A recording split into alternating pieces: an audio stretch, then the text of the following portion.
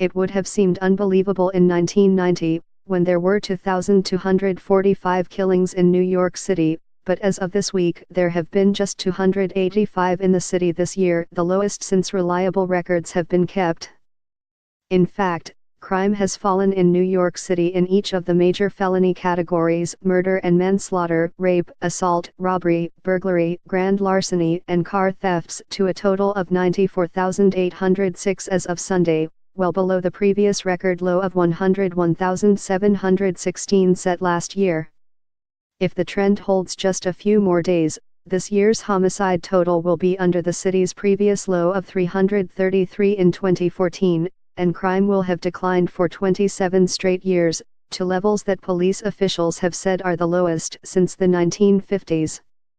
The numbers, when taken together, portray a city of 8.5 million people growing safer even as the police, under Mayor Bill de Blasio, use less deadly force, make fewer arrests and scale back controversial practices like stopping and frisking thousands of people on the streets.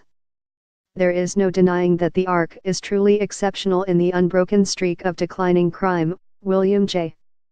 Bratton, who retired from his second stint as police commissioner last year, said. But officials see one area of concern: an uptick in reports of rapes toward the end of the year. The increase, which officials said included a higher than normal number of attacks that occurred more than 1 year ago, coincided with the publication of accusations against powerful men like Harvey Weinstein, which gave rise to the Me Too movement encouraging victims to come forward.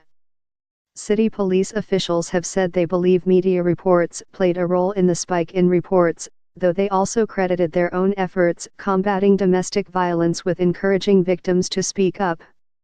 And while rapes were down from last year by 1 to 1,417, misdemeanor sex crimes, a catch-all for various types of misconduct that includes groping, ticked up 9.3% to 3,585 so far.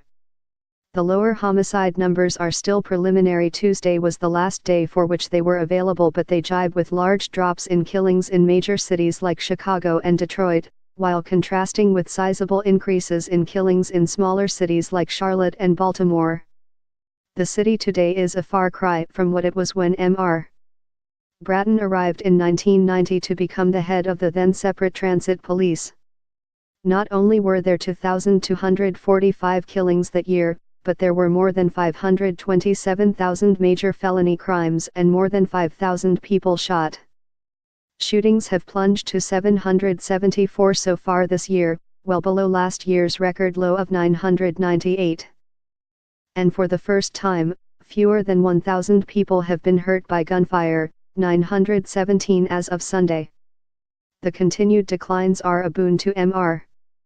de Blasio, a Democrat elected on promises of police reform, promises that prompted warnings of mayhem to come by his opponents in 2013. But the opposite has happened, putting him on stronger footing as he pivots to a second term with a police department transformed to exercise greater restraint as it focuses on building trust in the city's neighborhoods. Franklin E.